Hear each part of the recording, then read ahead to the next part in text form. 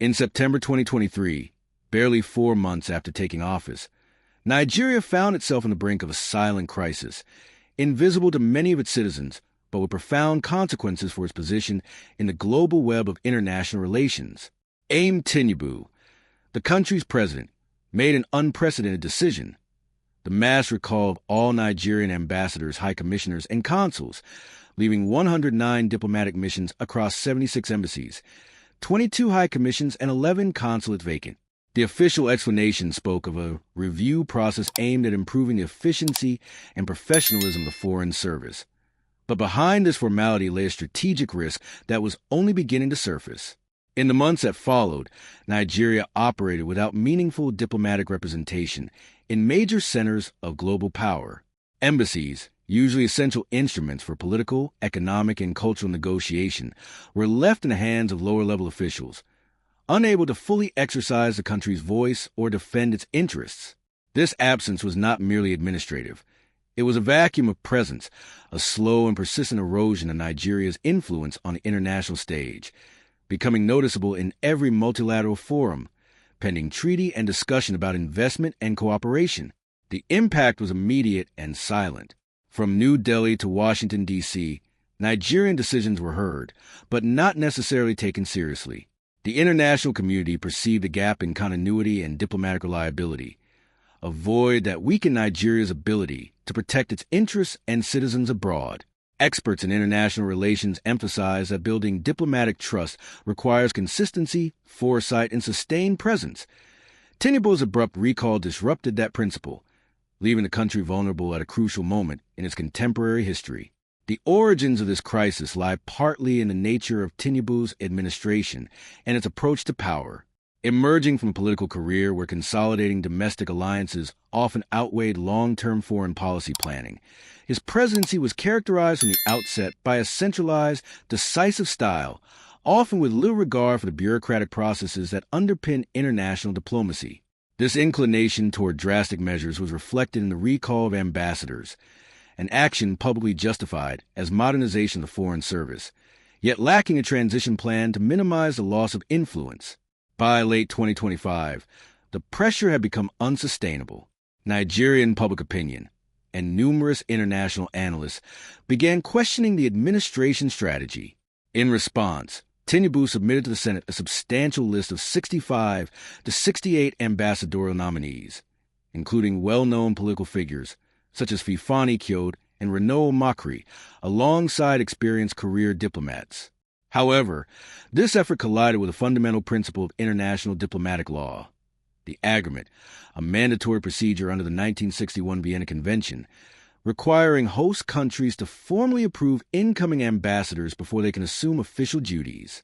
The agreement, a formality reflecting states' prudence in receiving foreign representatives, became an insurmountable obstacle. Senior sources within the Presidency and Ministry of Foreign Affairs confirmed that several nations, including India, withheld agreement from Nigerian nominees. The refusal was not due to personal issues with the candidates, but reflected a concern for political stability.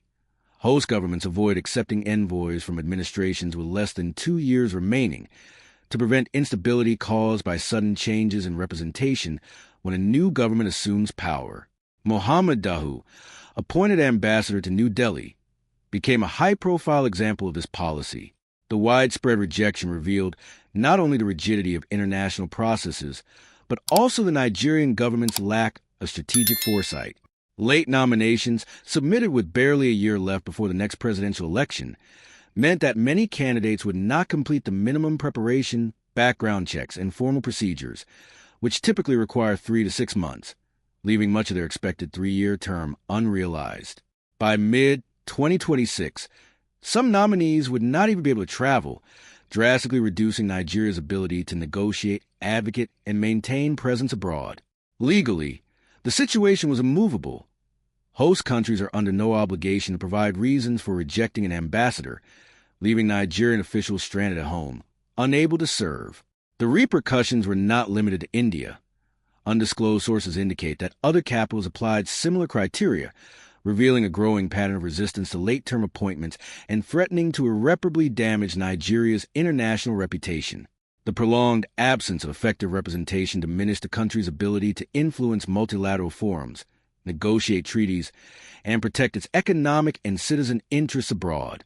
Nigeria's global perception suffered immediately. International partners began questioning the country's reliability, weighing security, bureaucratic burden, and cost of integrating ambassadors who might be replaced soon. This perception, though procedurally grounded, affected the nation's image, bilateral relations, and participation in global initiatives. Diplomacy, historically dependent on consistency and trust, had been struck by a blow measured not in headlines, but in silent and enduring losses of influence. Domestically, the debate over Tinubu's policy intensified. Analysts and citizens alike questioned whether recalling ambassadors was an avoidable strategic mistake or a measure justified in principle but misaligned with international norms. Public discourse emphasized the urgency of rebuilding Nigeria's fractured diplomatic image, highlighting that the consequences extended beyond protocol, impacting trade, investment, and geopolitical positioning. The conversation revealed the critical importance of long-term planning, interministerial coordination, and prioritizing international credibility alongside domestic political agendas. The case of rejected ambassadors also exposed tensions within the government apparatus. Tinubu's administration faced a contradiction between internal political decisions and international expectations. Political figures and career diplomats, nominated to remedy years of diplomatic absence, found themselves incapacitated, trapped in administrative limbo. This generated internal friction, delays in implementing agreements, and growing frustration among professionals with experience and the willingness to serve, yet unable to exercise their roles. The diplomatic vacuum had concrete consequences.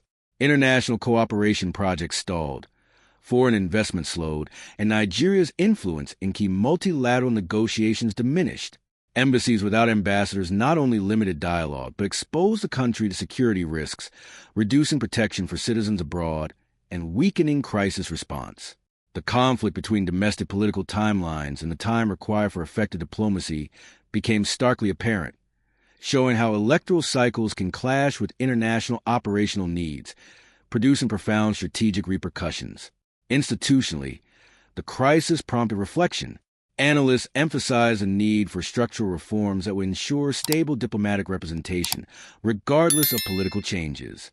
Timely ambassadorial selection, careful coordination with host countries, and predictable transition procedures emerged as essential elements for effective foreign policy.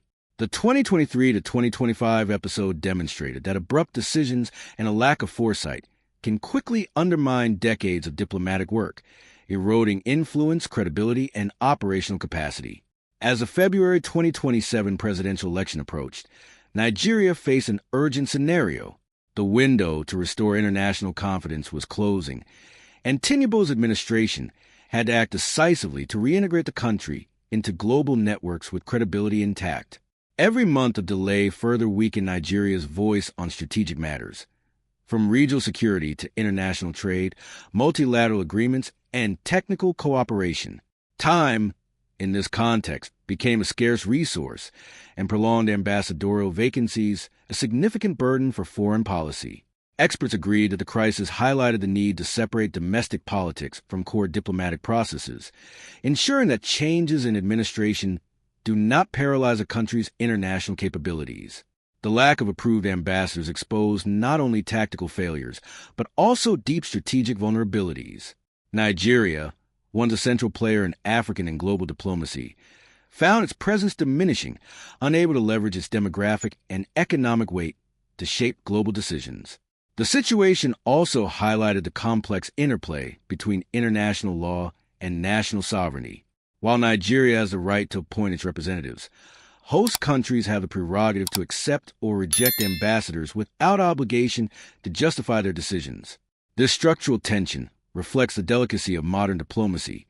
Domestic authority must align with international norms to avoid adverse consequences. Ignoring these rules, as shown by the delayed nominations, can translate directly into tangible losses of influence and opportunity.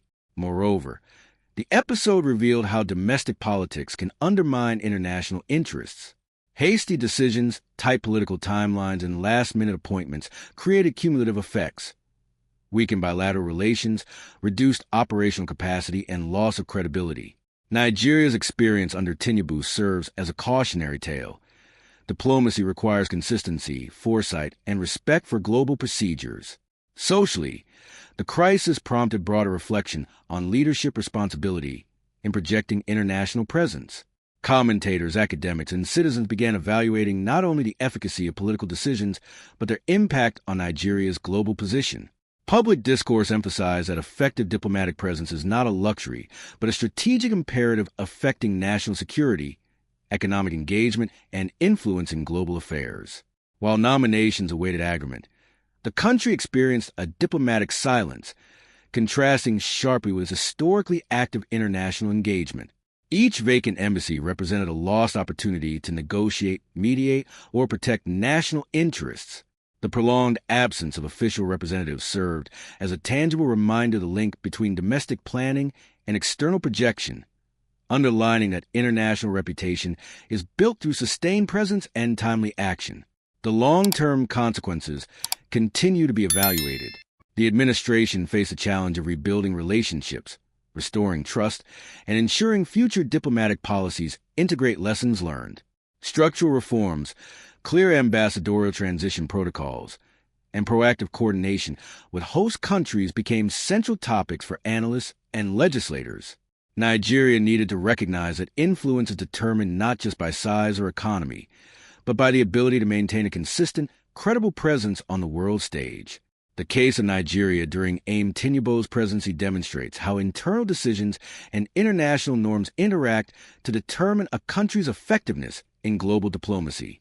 Hasty actions, limited political timelines, and lack of strategic planning create not only administrative inconvenience, but erode influence, credibility, and operational effectiveness.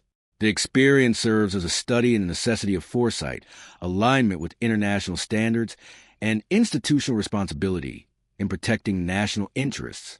Finally, the story of rejected ambassadors and empty missions illustrates that diplomacy is a delicate, time-sensitive process where every move has lasting repercussions. The Nigerian administration learned, albeit belatedly, that consistency, preparation, and respect for international procedures are essential to maintain a country's voice and presence. The lesson is clear. Foreign policy cannot be subordinated solely to domestic politics. Respecting timing, processes, and global norms is indispensable for effective sovereignty and international prestige. In this context, the final reflection is unavoidable. For Nigeria to reclaim its place in global diplomacy, it will require more than rapid remedial appointments. Institutional rebuilding, deep respect for international protocols, and strategic planning are essential to ensure every administration can project authority, safeguard national interests, and participate fully in decisions affecting the country, the African continent, and the world. Recent history serves as a cautionary tale, reminding us that neglect in diplomacy is measured not only in headlines, but in lost opportunities, eroded credibility, and weakened strategic positions, and that time wasted in international relations is almost impossible to recover.